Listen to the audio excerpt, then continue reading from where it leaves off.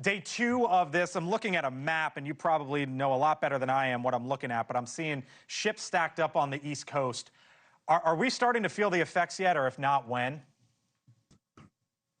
Yeah, hey, thanks for having me on again. I think it's a little too early to say we're feeling the effects. I mean, certainly some importers are starting to worry about their containers stuck at the port. Flexport alone, we're one of the largest shipping companies in the U.S. We have about 250 containers sitting at these ports that we weren't able to get out.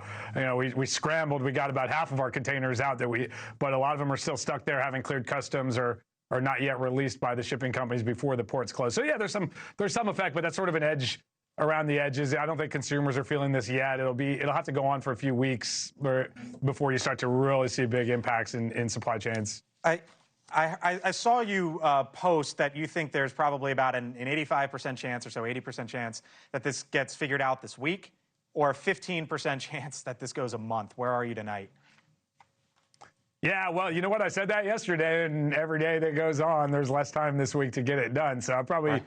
You know, the odds of this going on longer have definitely increased. But these labor disputes tend to get solved in the first 4 or 5 days historically. And I don't just mean the port unions, but just generally. Strikes don't usually go that long.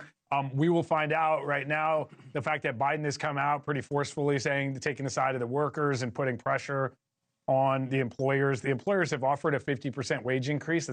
The union is asking for a 77% wage increase. Yeah. They're not off by that much, in my view. So I could see a deal getting done, but if it doesn't, then this is not all for symbolism. This is real, and they're gonna battle it out. It might take a long time. So Goldman Sachs, Ryan, came out and said if this goes for 10 days, this would mean about 45,000 job losses, 0.2% of GDP. Translation, that is tens of billions of dollars. You just told me that some sort of 250 containers, I believe, at least that companies that you deal with are stuck there. Are the companies starting to raise prices right now? Yeah, shipping costs going up. Yeah, you've seen it a little bit. There's a lot of fees that are coming in that are starting to get imposed. I think ocean freight's actually pretty regulated by the Federal Maritime Commission, so it'll take. They have to publish those in advance. A bunch of carriers have declared force majeure on freight headed to the East Coast for obvious reasons. They can't honor any contracts. But freight coming to the West Coast hasn't yet spiked. But I think it's also because people are waiting to see. I mean, does this get resolved this week? If so, you don't need to change any habits. But if it starts to run week after week, then a lot of the volumes that would be headed to the East Coast typically will start to divert to the West Coast. And the price, there's just not enough capacity on ships going to the West Coast. The price will go to the moon like we saw during COVID, where the prices went up 10x. And that hasn't happened yet, but I think it's really the wait and see moment. Okay, so that's wait and see. So when would it be felt, right? There's an election November 5th that voters in some 20 states are already voting now. When would this be felt?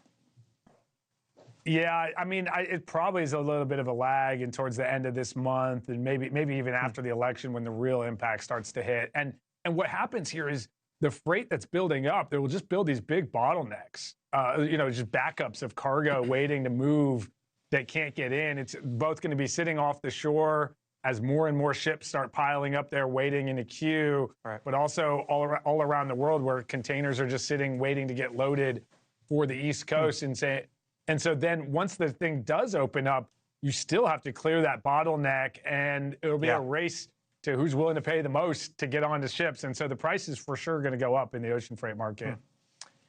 Ryan Petersen, founder, CEO of Flexport. Thanks for being back with us tonight, Ryan. If this keeps going, we'll talk to you again soon. Ryan Petersen, thanks so much. Thank you for watching. And make sure you go to joinnn.com to find NewsNation on your television provider. And don't forget to click the red subscribe button below to get more of NewsNation's fact-driven, unbiased coverage.